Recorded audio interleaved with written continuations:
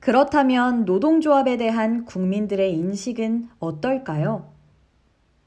한국노동연구원이 발표한 노사관계 국민의식조사 결과에 따르면 국민들은 노동조합의 필요성에 대해 크게 공감하고 있습니다. 뿐만 아니라 인권 감수성 테스트에 참여한 네티즌들 역시 비슷한 견해를 보였습니다. 회사에 금전적 손실을 끼치더라도 합법적인 노조 활동은 허용해야 한다 라는 질문에 대해 전 연령층에서 압도적인 지지가 나타납니다. 그런데 실제 우리나라 노동조합 조직률은 다음과 같습니다.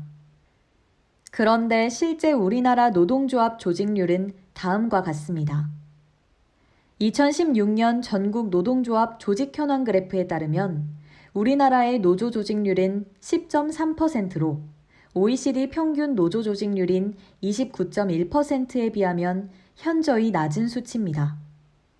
하지만 반대로 노동조합 가입 의사를 물어본 조사에 따르면 국민 10명 중 8에서 9명이 노조 필요성에 공감했고 그중 4명은 노조 가입 의사를 나타냈으며 실제로 1명은 노조에 가입했다는 결과가 나왔습니다.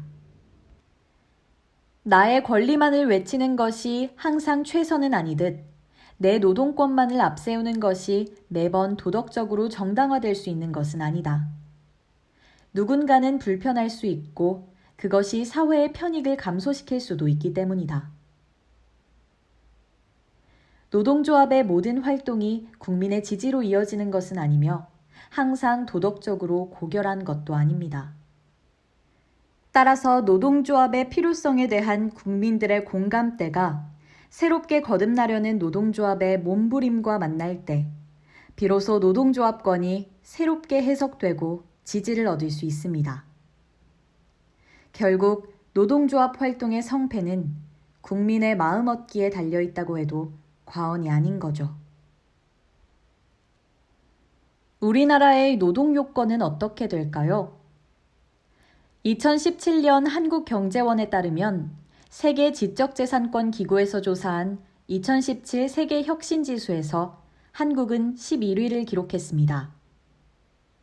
그러나 개별 항목으로 들어가면 한국은 규제 환경과 관련된 세부 항목 가운데 규제의 질 26위, 법질서 30위, 이렇게 낮은 지수를 기록하고 있습니다. 또 정리해고 비용을 뜻하는 고용 규제의 경우 107위로 나타납니다. 이는 사실상 해고가 불가능해서 한국의 고용 유연성이 한참 떨어진다는 분석으로 이어질 수 있죠. 이처럼 한국의 노동시장은 경직되어 있고 노사 분규가 심각한 수준이어서 기업 활동이 어렵다는 주장도 있습니다. 이에 산업계에서는 노동조합법 개정의 필요성에 대해서 논의하고 있어요. 대체근로제가 그 대표적인 예입니다. 우리나라는 파업 시 외부에서 인력을 데려오는 대체근로를 전면 금지하고 있습니다. 대체근로가 허용되면 파업의 실효성이 떨어지기 때문인데요. 그렇다면 다른 나라의 경우는 어떨까요?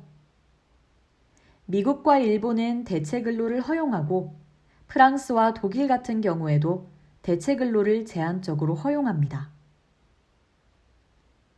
또한 탄력근로제의 경우에는 기간을 둘러싼 논쟁이 뜨겁게 이루어지고 있는데요.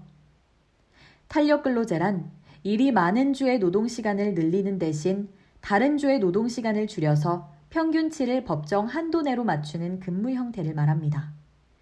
한국의 경우 최대 3개월까지 규정하지만 프랑스, 미국, 영국, 일본, 독일 등은 최대 1년까지 규정하고 있습니다. 국가 경쟁력 보고서를 보면 대부분의 유럽 선진국 국가들은 고용과 해고가 쉬워지는 방향으로 정책을 펼치고 있다는 점을 알 수 있습니다. 다양한 근로 형태를 인정하면서 산업과 직종별로 유연한 노동 기준을 적용하는 방향으로 나아가고 있는 거죠. 여기에서 중요한 포인트는 바로 고용 유연성을 높이는 동시에 노동자의 각종 권익 보장에도 성공했다는 점입니다. 전 세계 노동자들의 권익을 보호하기 위한 단체인 국제노동조합연맹은 매년 각국의 노동 기본권 존중 정도를 1에서 5등급으로 계량화한 국제 노동권리 지수를 발표하고 있습니다. 놀랍게도 한국은 2014년부터 4년 연속 5등급을 받았습니다. 노동조합 가입을 이유로 징계를 내리거나 탈퇴를 종용하는 기업과 노조 간의 갈등이 아직도 우리 사회에 뿌리 깊게 남아있기 때문이죠. 많은 노동단체 지도자들이 집회를 주도했다는 이유로 일터에서 쫓겨나기도 했습니다. 불법적인 집회와 시위는 처벌할 필요가 있지만 노조 활동이라는 이유로 과도하게 처벌하는 것은 공정하지 않습니다. 더불어 최근 서울시 교육청에서 진행한 연구보고서에 따르면 우리나라 교과서에는 노동인권에 대한 내용이 1%에 불과하고 이마저도 절반 이상이 교과 외 시간을 통해 관련 교육을 받는 것으로 나타났습니다.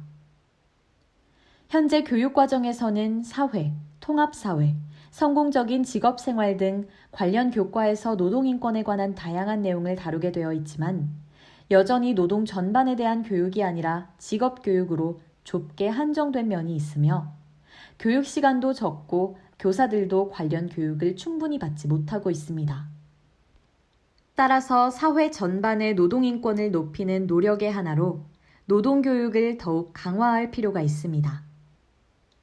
노동 관련 내용을 학교 교육과정으로 제도화한다면 미래 직업세계 및 노사관계에 대비한 학생들의 적응 능력을 키울 수 있고 우리 사회의 성숙한 노사문화 정착과 노동 문제 해결의 기반을 다질 수 있고 인권이 본래 추구했던 이상에 가까워질 수 있으며 노사 간의 극한 대립을 피하고 서로 존중하며 타협점을 찾아나갈 수 있습니다. 지난 수십 년간 경제성장 과정에서 노동은 절대적인 역할을 했습니다. 지금까지는 노동력을 대량 투입하여 경제가 성장해 왔다면 이제는 인적 자본의 수준을 끌어올려서 디지털 경제와 신기술 사회에 능동적으로 부응하는 노력이 필요합니다. 그렇기 때문에 노동조합의 자유로운 활동을 최대한 보장하면서 노동자와 사용자가 상생하는 분위기가 만들어질 때 우리의 경제도 한층 활기를 띨 것이며 협력과 소통의 노동 인프라를 구축하는 시발점이 될 수 있을 것입니다. 한강의 기적이라 불릴 정도로 우리나라는 경제적으로 빠르게 성장했습니다. 지하자원이 부족한 우리나라 경제 성장에 절대적인 역할을 한 것은 바로 노동이었습니다. 이전과 달리 현재의 노동력은 새로운 사회에 부응하려는 능동적인 노력을 요구합니다. 그럼 우리는 어떻게 노동의 창의성을 끌어낼 수 있을까요? 첫째, 노동자의 목소리를 듣는 노동조합의 중요성을 깨닫고 노동조합에 참여할 권리를 보장하고 노동조합의 자유로운 활동을 보장해야 합니다. 이를 통해 협력과 소통의 노동 인프라를 구축해야 합니다. 둘째, 노동자들의 삶의 질을 높이는 정책이 필요합니다. 주 52시간 근무제 등을 통해 노동자들의 워라밸을 고려해야 합니다. 이처럼 노동조합의 활성화, 노동교육, 그리고 소통 인프라 구축. 이러한 시도들이 노동의 창의성을 이끌어내는 시발점입니다. 노동자와 사용자가 상생하는 분위기를 만드는 것. 이러한 노력이 우리 경제에 활력을 불어넣는 열쇠가 되지 않을까요? 지금까지 국제청년센터 카드뉴스였습니다.